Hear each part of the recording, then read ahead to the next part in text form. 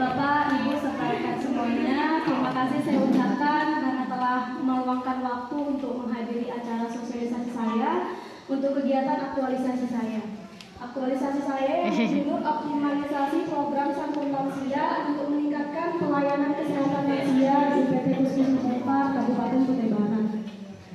Program santun lansia itu sendiri yaitu Puskesmas menyediakan ruang khusus untuk melakukan pelayanan bagi kelompok usia lanjut yang meliputi pelayanan kesehatan promotif, preventif, kuratif, dan rehabilitatif.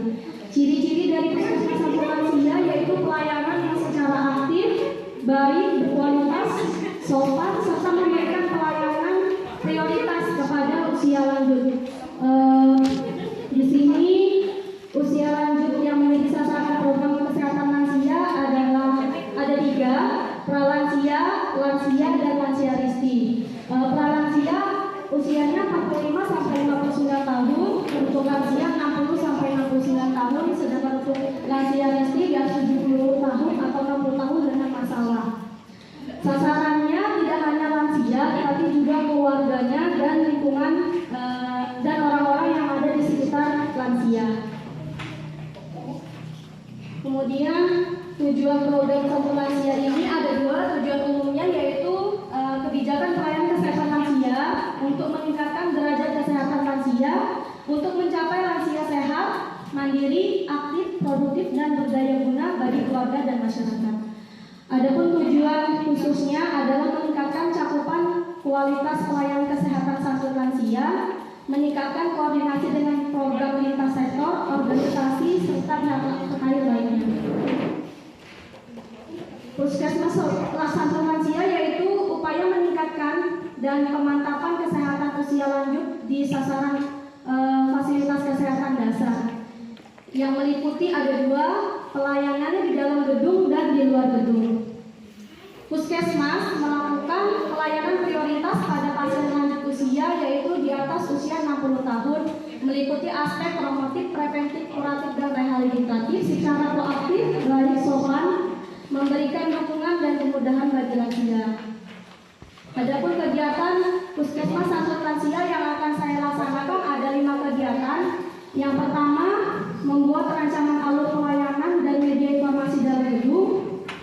Yang kedua, melakukan sosialisasi kepada staf dan pegawai Puskesmas mengenai pelayanan santun lansia. Kemudian yang ketiga, pelaksanaan alur pelayanan Puskesmas santun lansia di dalam gedung. Yang kelima, melakukan kegiatan posyanduran sekolah.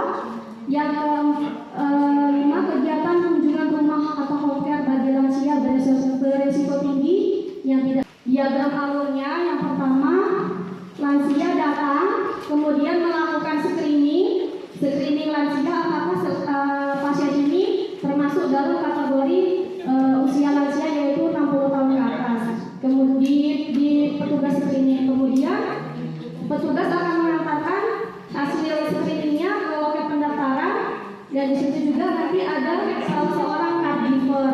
Caregiver ini bertujuan untuk mendampingi atau membantu pasien lansia dalam mendapatkan kemudahan pelayanan dari awal masuk gedung sampai keluar gedung. Kemudian lansia duduk di ruang tunggu yang ada stiker prioritasnya yang akan mengantarkan dokumen dan lain sebagainya, itu adalah caregivernya. Setelah dari ruang tunggu, lansia dilakukan anamnesa dan pemeriksaan tanda-tanda vital, kemudian lanjut ke poli umum. Di poli umum apakah ada masalah atau tidak. Jika tidak ada masalah, lanjut ke apotik, langsung pulang. Kalau ada masalah, kita cek laborat, konseling, kembali ke poli umum, melakukan konseling, ke apotik, dan pulang.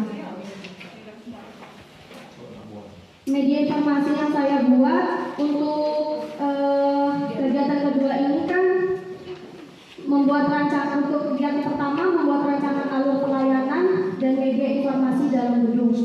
Untuk media informasi dalam gedung, nanti di alur pelayanan itu yang pertama lansia datang, lakukan screening. Nanti di sana ada nomor antrian prioritas. Jadi nanti ada 3 kartu. Yang kartu warna pink ini untuk poli KIA.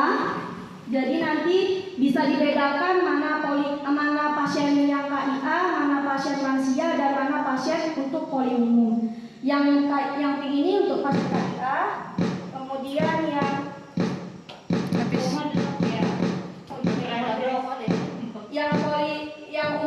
warna hijau ini untuk poli umum, yang kuning ini untuk lansia. Nanti dibedakan ada 3 kartu ini ya. Kemudian untuk media informasinya ada banner. Ini ada spanduk. Sebenarnya moto lansia itu lansia bahagia, tetapi saya berinovasi membuat moto Puskesmas Dempar, yaitu lansia sehat. Yang pertama yaitu selalu tanamkan rasa syukur agar bersemangat menjalani aktivitas. Yang edukasi diri untuk kelola stres dan meningkatkan keimanan. Hindari asap rokok, menjaga pola hidup bersih dan sehat, mengkonsumsi makanan gizi seimbang. Agar tetap produktif, melakukan kegiatan atau hobi yang bermanfaat, serta terus rutin melakukan pemeriksaan kesehatan. Ini adalah inovasi saya untuk moto lansia sehat dari PT Puskesmas Dempar. Kemudian media informasinya, jika pasien ada masalah dilakukan KIE. KIE-nya menggunakan brosur. Di sini saya membuat 4 macam brosur. Yang pertama mengenai asam urat, apa itu asam urat dan pencegahannya. Serta ada juga bedanya dari asam urat dan rematik, karena asam urat dan rematik adalah 2 jenis penyakit yang berbeda. Ini kemudian ada juga brosur tentang diabetes. Ini adalah brosur-brosur yang biasanya dilakukan cek laborat untuk lansia, yaitu ada 3, asam urat, kolesterol, diabetes, dan yang biasa terjadi adalah hipertensi. Yang ini adalah diabetes. Apa itu diabetes? Ada bagaimana pencegahannya? Ada DM tipe 1, tipe 2, gestasional, dan lainnya. Kemudian untuk yang ketiga adalah penyebab kolesterol. Kemudian ada 2 jenis kolesterol, HDL dan LDL. Kemudian yang terakhir ada hipertensi. Pengertian hipertensi, kemudian cara pencegahan hipertensi dengan menggunakan patuh. P. Periksa kesehatan secara rutin dan ikuti anjuran dokter.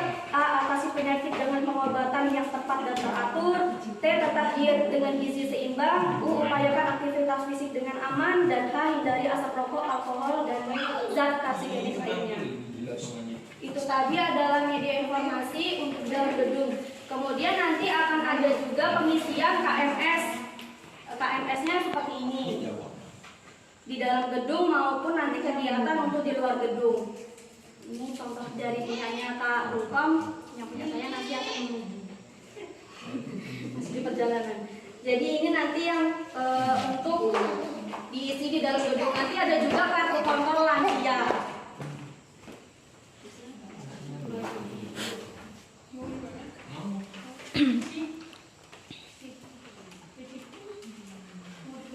Untuk caregivernya, ini salah seorang dari petugas rekam medis. Untuk petugas caregivernya, bagaimana Pak Om?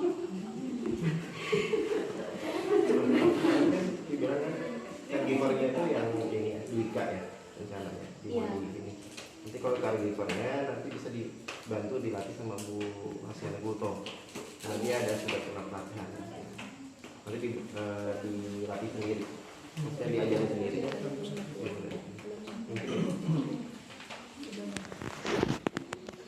Berarti yang jadi caregivernya Kak Dika ya Kak Dika? Iya. Pengisian itu siapa yang Untuk pengisiannya yang ini, sebenarnya kan ini kan untuk yang di luar gedung ya Kak ya, ini posyandu lansia. di dalam nggak? Di dalam juga sebenarnya ada, cuman kalau misalkan nanti tidak ada yang membantu mengisi, di posyandu lansia aja berarti Kak ya. Kartu kontrolnya itu kartu kontrolnya. Kalau kartu kontrolnya itu sebenarnya untuk home care. Untuk home care pasien lansia yang tidak datang posyandu, Kemudian kita lakukan kunjungan rumah Pak. Kunjungan rumah misalnya dia nggak datang karena dia tidak ada yang ngantar atau sakit atau lain sebagainya. Di situ isinya nanti ada nama, usia, jenis kelamin, alamat, nomor BPJS, dan kartu kontrol lansia yang meliputi berat badan, timbang berat badan, tingkat perut, tekanan darah, asam urat, gula darah, dan kolesterol. Nanti di situ dia tahunnya 1 tahun, jadi Januari, Februari, Maret, April sampai. Jadi dia terus terpantau dalam 1 tahun itu Pak. Nanti dijelas juga berapa yang nggak datang. Yang siapkan berapa yang nggak datang itu yang di home visit kan home care. Iya. Nanti yang nggak datang itu yang home visit, tapi yang tidak semua lansia yang kita home visit hanya pasien lansia yang dengan resiko Pak. Misalkan beliau di atas 60 tahun dengan komplikasi misalkan DM, hipertensi seperti itu yang 3 cek laboratorium tadi Pak. Berarti kurang lebih kayak Saya itu ada kartu kontrolnya itu Pak. Jadi dia terpantau gitu. Nah nanti kartu kontrolnya ini kalau misalkan beliau ada waktu nanti dibawa ke posyandu lansia atau beliau berobat karena